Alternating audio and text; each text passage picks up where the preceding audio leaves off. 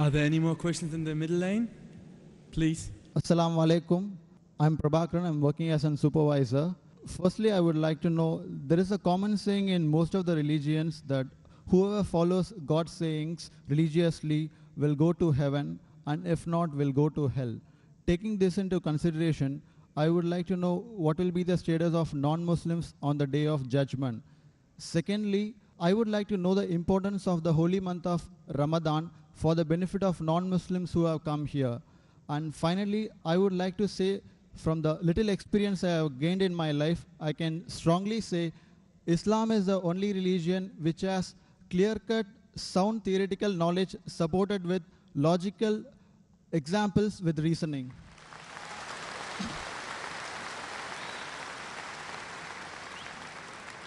The brother asked 3 questions or 3 statements he had made.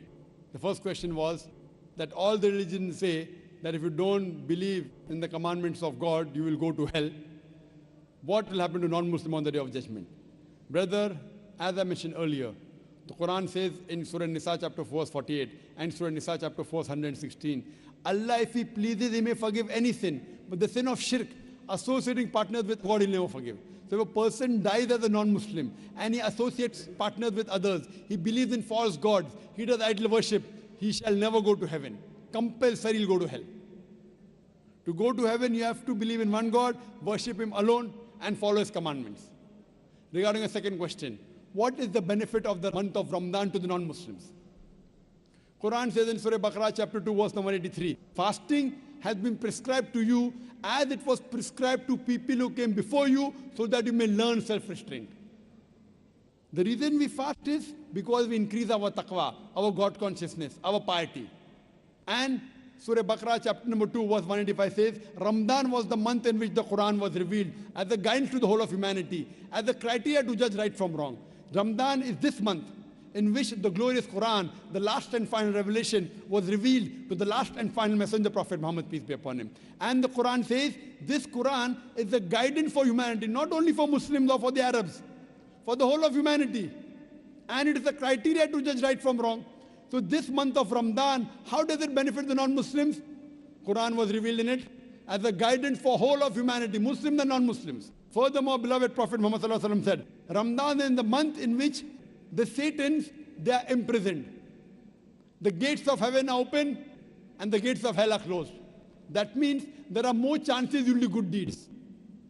A person does more good deeds in Ramadan, the chances of him doing bad deeds is less. As far as non-Muslims, the message of Islam may go very well in the hearts of the non-Muslims, because the devil, the Satan, the imprisonment. So more chances of the non-Muslims accepting Islam, more chances he'll come closer to Islam. You believe that Islam has got theoretical points in it, and it is backed up with reason and logic. So when you agree that Islam then rules and regulations which are backed up with reason and logic, my question to you in this month of Ramadan, then why don't you accept Islam?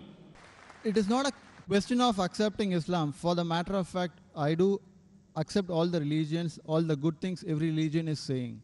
So I don't have any... Whether you say you believe in all the good things in all the religions, that means there are some bad things in some religions, correct? I do agree, strongly agree. Oh, fine. I want to ask you a simple question. What do you think is bad in Islam? Practically, I have not come across anything bad in Islam, but maybe in practice, people have... No, in Islam, don't talk about Muslims. Muslims may be bad. I'm not talking about Muslims. Okay. Talk about Islam. There are Muslims who may have alcohol, there are Muslims who may cheat. I've not come across anything bad about Islam. Very good. To be now very frank. you told me very frankly, you take good things of all the religions. You also said you know there are bad things in other religions. And you also said you don't know of anything bad in Islam. So Yeah, now in the other religions, there are good and bad. In this religion, only good. Suppose I give you 2 glasses of water. One is pure water. Other water, pure water, and 1 drop of urine. So which water will you drink? Good water, of course. Good, pure water. So this is a pure religion. Absolutely pure, without adulteration. Now, when I realize it is pure, when you are thirsty, you drink the pure water. No, I believe it is pure, but I won't drink it. It doesn't make sense. If I want to get admission in a university, I do my survey. This university is the best. Why don't you take admission? No, I'll think about it. If you don't have the money to pay your fees, fine. University is very good, but too expensive. I can't afford the fees. Islam is free. If you agree it's the best, you have to accept it. Or maybe it's a hypocrisy. See, if I agree it's the best, I have to accept it. If you know there are no faults, that means God will question you on the day of judgment. If you agree, God gave you the message in your heart, it is the best religion, why don't you accept it? See, if you agree it is the best, it's illogical. It's illogical not to accept it. If you think there's something bad, I will clarify your misconception now. If you agree it's the best religion, if you agree it's the most logical, unless you are illogical. If you are logical, you have to agree the most logical religion. Unless you consider yourself to be illogical, brother. You know, sometimes, brother, emotions. What will my mother say? What will my father say? What will society say? Muslim! So these things may prevent you from accepting. I agree. It's difficult. It's not easy, brother. But if you are logical, if you are scientific, you have to accept what is best. Therefore, I say, if someone proves to me any religion better than Islam, I will accept it.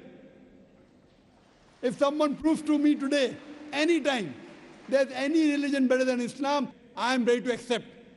If someone proves to me Christianity is better, I am ready to accept Christianity. Someone proves to me Hinduism is better, I am ready to accept Hinduism. I am not just talking.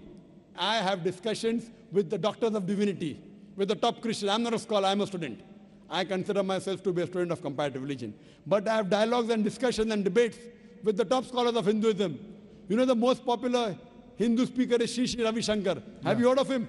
Very much. Yes, he agreed with the Quran. I'm He a big agreed fan of him, in fact. You are a fan of him, mashallah. Have you seen my debate with Sri Sri Ravi Shankar? No, I'm not seeing. So you should see the debate with your hero, Yeah. Sri Sri Ravi Shankar, Sure. and the student of comparative religion. Inshallah, if I get an opportunity, definitely. Yes, and since you agree, even he agreed that God has got no images. He agreed in the truthfulness of the Quran. Unfortunately, he didn't accept it. You know why? If he accepts, he will lose all the following. I agree. You agree. Do you have a following? Do you have a following, brother?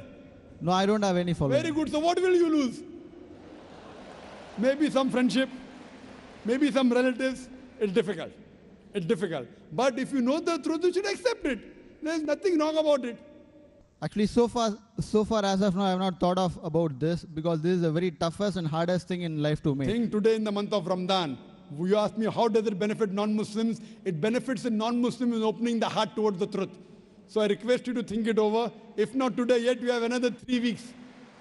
Another 2-3 weeks you have till the month of Ramadan. If not today, except in the month of Ramadan, it will benefit you.